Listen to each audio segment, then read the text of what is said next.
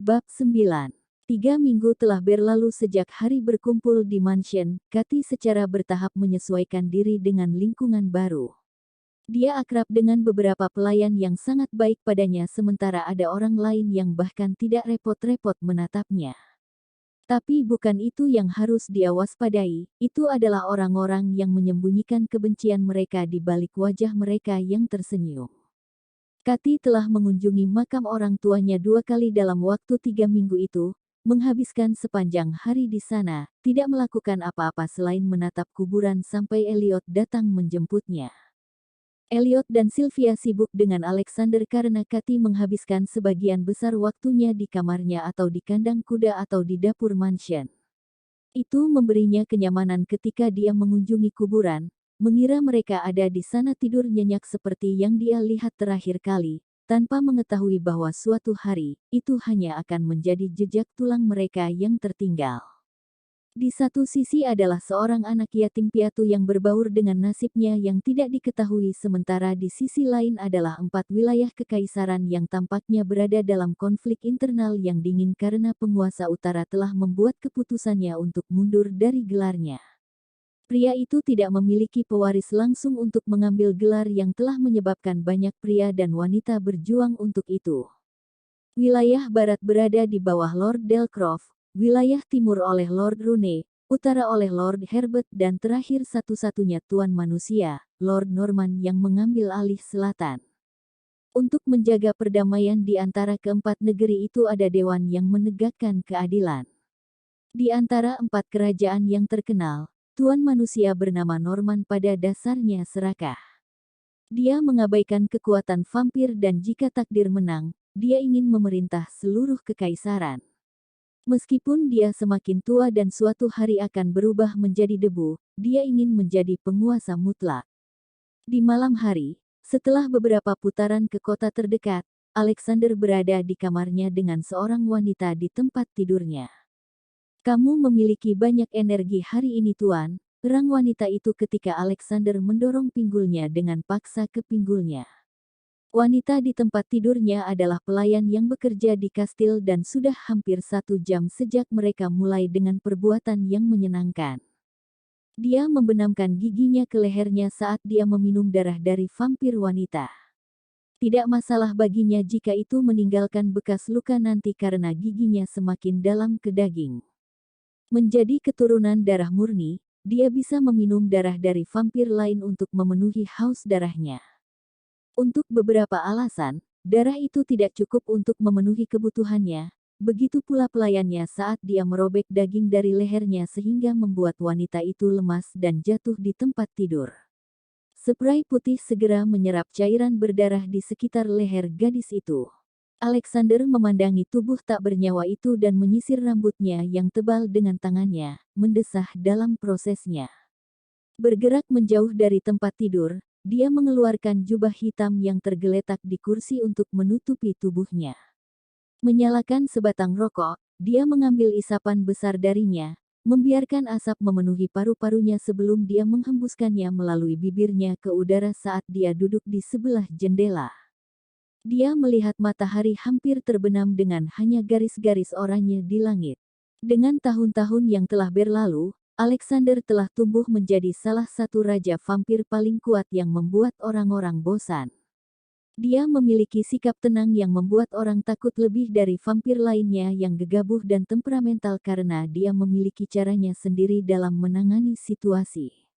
Itu adalah ketenangan sebelum badai. Ketukan terdengar di pintu. Dibuka untuk mengungkapkan Elliot yang sedang memegang buku yang bertuliskan Bedtime Stories. Alisnya berkerut saat dia mengendus udara dan melihat ke tempat tidur dengan alis terangkat. "Ya ampun, kamu telah membunuh 2 wanita minggu ini dan 1 minggu sebelumnya. Anda tahu kami tidak menumbuhkan wanita seperti ayam di peternakan," kata Elliot tidak terganggu dengan pemandangan mayat di sampingnya saat dia duduk di tepi tempat tidur. "Minta pelayan untuk membersihkan sebelum kita kembali dari dewan," perintah Alexander sambil mengetuk abu dari rokok dengan lembut.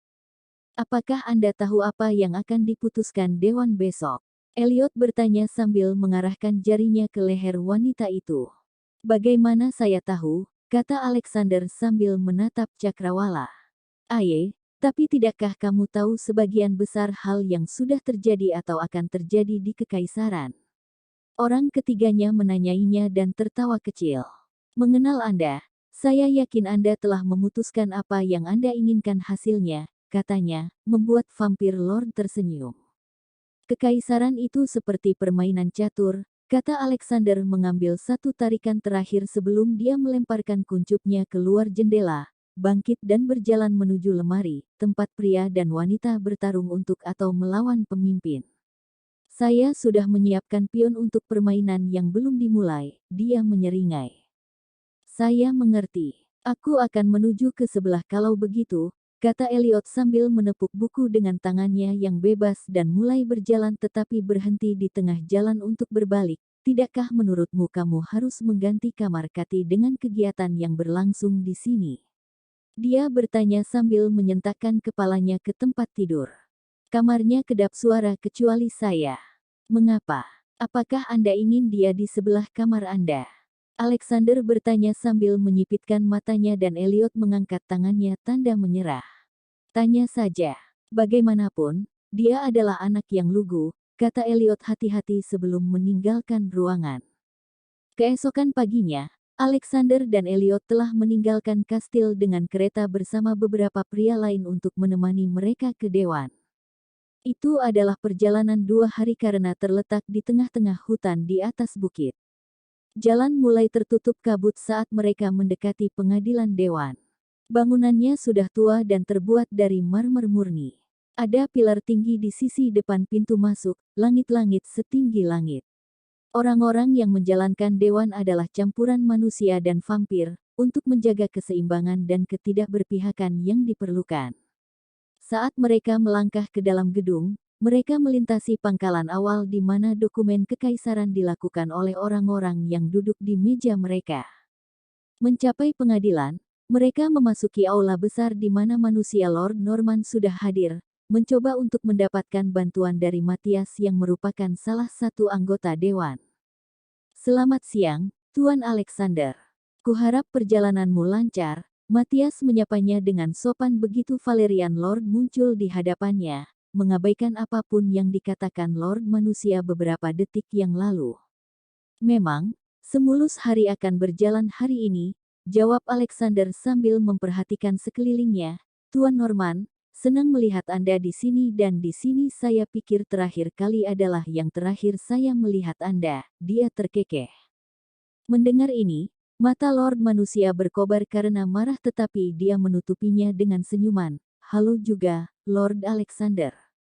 Apa yang bisa saya katakan? Dunia ini bulat sehingga kita harus bertemu seperti ini, jawabnya. Sepertinya dewan akan segera dimulai. Sangat mudah untuk mendeteksi kebencian yang dia gambarkan terhadap vampir. Baik itu kekuatan, keabadian atau penampilan, Alexander unggul dalam segala hal. Lord Alexander apakah selalu perlu untuk mengganggunya tepat sebelum konsili dimulai? Tanya Matthias sambil melihat Lord Norman berjalan menjauh dari mereka. Saya merasa terhibur melihat seorang pria bersemangat dan mengungkapkan apa yang ada di pikirannya. Terutama pria seperti dia, kata Alexander. Anda merasa itu menghibur tetapi kami anggota dewan, sebaliknya, adalah orang-orang yang harus menanggungnya, kata pria itu dengan ekspresi lelah. Dia melihat ketua dewan berjalan ke kursi tinggi. Saya pikir sudah waktunya untuk duduk. Ketua dewan duduk di kursi tinggi sementara 5 anggota dewan duduk di tingkat yang lebih rendah dari kursi tinggi. Anggota dewan lainnya dan para lord duduk di depan mereka, menghadap ketua dewan. Selamat siang untuk semua orang yang hadir di sini di pengadilan dewan. Reben, kepala dewan menyapa semua orang. Saya percaya setiap orang yang kita perlukan untuk melanjutkan pertemuan hari ini hadir di sini bersama kita.